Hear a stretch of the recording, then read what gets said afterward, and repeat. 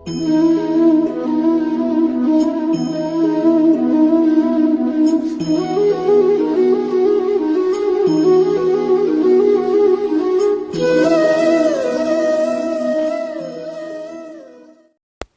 की वीडियो में हम बात करने वाले हैं एक ऐसी आयुर्वेदिक औषधि के बारे में जो कि आयुर्वेद में बहुत प्रचलित है। जो भी कोई व्यक्ति आयुर्वेद की थोड़ी बहुत भी समझ रखता होगा वो इसके बारे में ज़रूर जानता होगा और आपने भी कभी ना कभी इसका नाम ज़रूर सुना होगा। इसके फ़ायदे अनगिनत हैं। ये बहुत ही महत्वपूर्ण है। आयुर्वेद में औषधियाँ बनाने में इसका बहुत अधिक योगदान है, बहुत अधिक इसका प्रयोग किया जाता है। और आजकल कोरोना के टाइम में इसका प्रयोग और इसका महत्व और भी ज़्यादा बढ़ जाता है, क्योंकि ये वायरल इन्फेक्शन और बैक्टीरियल इन्फेक्शन पर सीधा आक्रमण करती है, उनको ख़त्म करती है। वैसे फ़ोटोज़ में देखकर आप काफ़ी हद तक समझ भी गए होंगे कि हम किसके बारे में बात कर रहे हैं। तो आज की वीडियो में हम बात करने वाले हैं पीपली के बारे में। जी हाँ, इसका बॉटनिकल नेम है पाइपर लोंगम। इंग्लिश में इसे लॉन्ग पेपर कहा जाता है। संस्कृत में इसे पीपली, मागधी, कृष्णा आदि नामों से जाना जाता है। हिंदी में इसे पीपल कहा जाता है, गुजराती में भी इसे पीपल बोलते हैं और मराठी में इसे पीपली कहा जाता है। आयुर्वेदिक गुणों की बात करते हैं तो पीपली जो होती है वो हल्की होती है, स्निग्ध यानी कि चिकनाई होती है, इसमें कटु होती है और तीक्ष्ण होती है।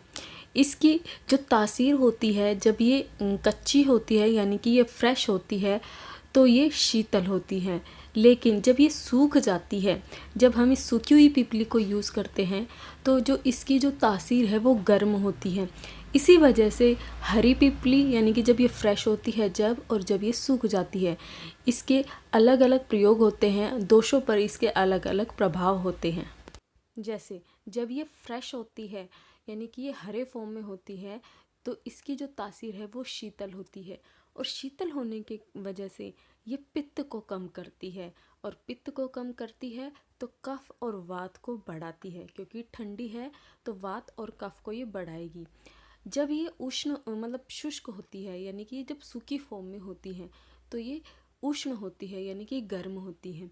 उस अवस्था में ये पित्त को बढ़ाएगी यानी कि शरीर में गर्मी को बढ़ाएगी और वात और कफ को कम करेगी। तो जिनको वात और कफ है उन्हें ये उष्ण फॉर्म में मतलब सूखे फॉर्म में लेने चाहिए, और जिनको पित्त है तो ये हरे फॉर्म में खाएंगे तो अच्छा रहेगा। पीपली की जो मेन क्रिया होती है यानी कि जिस अंग पर ये सबसे ज़्यादा अपना प्रभाव जमाती है वो है फेफड़े यानी कि आपके लंग्स पर ये बहुत अच्छा काम करती है, और गर्भाशय इन दोनों चीज़ों के लिए बहुत अच्छी मानी जाती है। जैसे आपको खांसी है, अस्थमा है, दमा है, आपका गला ख़राब है, और आजकल जैसे कोरोना के टाइम में सबसे ज़्यादा अटैक ये जो वायरस आपके फेफड़ों पर करता है, तो आपको पीपली का प्रयोग ज़रूर करना चाहिए।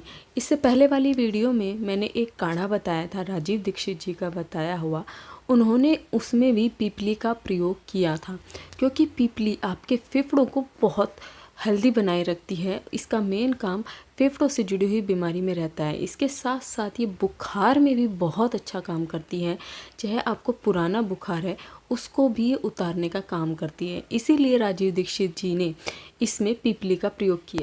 पीपली दीपन का काम करती है, अर्थात अगर आपकी जठराग्नि मंद हो गई है यानी आपके खाना पचाने की शक्ति आपके पेट में कम हो गई है तो ये पीपली उसको बढ़ाती है, आपकी जठराग्नि को तीव्र करती है। अगर यानी आपके कॉन्स्टिपेशन रहता है, एसिडिटी रहती है, कब्ज रहती है, उन लोगों के लिए ये जो पीपली है काफ़ी ज़्यादा फ़ायदेमंद है। ये रसायन है यानी कि पीपली आपके शरीर में बुढ़ापे को नहीं आने देती है, अर्थात ये एंटी एजिंग की तरह काम करती है। आपके शरीर में जो टूट फूट है, आपकी डेड सेल्स हैं, उनको मरम्मत करती है, उनको ठीक करती है, आपको जवान बनाए रखती है। जिन भी लोगों को कमज़ोरी रहती है, आप बिल्कुल ताकत नहीं रहती, शरीर में बहुत थकावट रहती है, उन लोगों को ये बल प्रदान करती है, ये वीर्य को बढ़ाती है। जैसा कि हमने बताया कि रेस्पिरेटरी सिस्टम पर बहुत अच्छा काम करती है। ये आपके लंग्स को हेल्दी बनाए रखती हैं। जिन भी लोगों को दमा, अस्थमा, खांसी ये सारी प्रॉब्लम है, उन लोगों को पीपली का प्रयोग ज़रूर करना चाहिए। अगर वे पीपली का प्रयोग करते हैं तो उससे आपकी जो लंग्स है वो काफ़ी हेल्दी रहेंगे। और आजकल जिन लोगों को ऑक्सीजन की कमी हो जाती है, जिनके फेफड़ों में इन्फेक्शन हो जाता है, उन लोगों को भी पीपली का प्रयोग ज़रूर करना है। यानी कि आजकल जितने भी लोगों के लंग्स में इन्फेक्शन हो रहा है, तो जो काढ़ा मैंने बताया है वो अगर पीते हैं तो उनको चमत्कारिक फ़ायदे मिलेंगे। तो आप उस काढ़े को ज़रूर पीजिए। जिन लोगों को भी पाइल्स की यानी कि बवासीर की प्रॉब्लम है, उन लोगों के लिए भी पीपली बहुत अच्छी है, क्योंकि हमने बताया ये डाइजेस्टिव सिस्टम को अच्छा बनाती है। तो जिन लोगों का भी डाइजेस्टिव सिस्टम ख़राब होता है, यानी कि जिन लोगों को खाना नहीं पचता है, कब्ज़ बहुत ज़्यादा रहती है, उन्हीं लोगों को ये पाइल्स की प्रॉब्लम होती है। तो जब आपका डाइजेस्टिव सिस्टम अच्छा होगा, तभी आपकी जो पाइल्स की प्रॉब्लम है वो ठीक हो पाएगी। इसमें ज्वरगन यानी कि ज्वर को हरने की प्रवृत्ति पाई जाती है, यानी कि बुखार को कम करने की प्रवृत्ति होती है। तो जिन लोगों को भी बुखार रहता है, उन लोगों के लिए पीपली अच्छी है।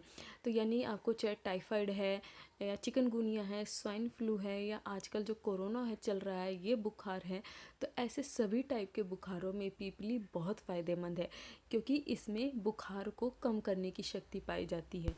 इसमें रक्त शोधक और रक्तवर्धक ये दोनों गुण पाए जाते हैं, अर्थात ये आपके खून में गंदगी को भी साफ़ करती है। जब आपके खून में गंदगी हो जाती है, यानी कि जब आपके शरीर में टॉक्सिन बहुत ज़्यादा हो जाते हैं और वो खून में आने लगते हैं, तो आपका खून गंदा हो जाता है, तो आपको बहुत सारी डिजीज़, स्किन रैशेज जैसी या स्किन से रिलेटेड बीमारियाँ होती हैं।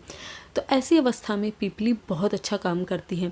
इसके अलावा ये रक्तवर्धक का काम करती है, यानी कि जिन लोगों को भी खून की कमी है, उन लोगों के लिए भी पीपली अच्छी है। यानी यह आपके खून को साफ़ भी करती है और खून को बढ़ाती भी है। ये शीत प्रदान और कफ प्रदान के रोगों में विशेष लाभकारी है, क्योंकि हम बहुत ही कम लोग हैं जिनको ये फ्रेश पीपली मिल पाती है, और ज़्यादातर लोगों को सूखी पीपली ही मिलती है। ये आपको पंसारी से बहुत इजीली मिल जाती है। तो जो सूखी पीपली होती है, जैसा हमने बताया, गर्म नेचर की है, तो ये शीत प्रधान और कफ प्रधान रोगों को दूर करेगी। यानी कि कफ, खांसी, ये सारी प्रॉब्लम, ठंडी लगकर बुखार आना, जिनको ठंडी लगती है, उन लोगों के लिए बहुत अच्छा काम करेगी। तो आजकल जो बुखार आ रहा है वो बेसिकली ठंड लगकर ही आता है। तो ऐसे में पीपली का प्रयोग आपको ज़रूर करना चाहिए। ये आपकी खांसी भी ठीक करेगी, कफ भी आपके शरीर से निकालेगी, बुखार आपका कम करेगी। तो ये हर तरीके से आपके लिए फ़ायदेमंद है। आशा करती हूँ आपको आज की जानकारी पसंद आई होगी। आगे आने वाली वीडियोस में हम ऐसी औषधि से जुड़ी हुई जानकारी आपके लिए लाते रहेंगे, ताकि आप हर औषधि के फ़ायदे को जान पाएँ और उसका प्रयोग कर पाएँ।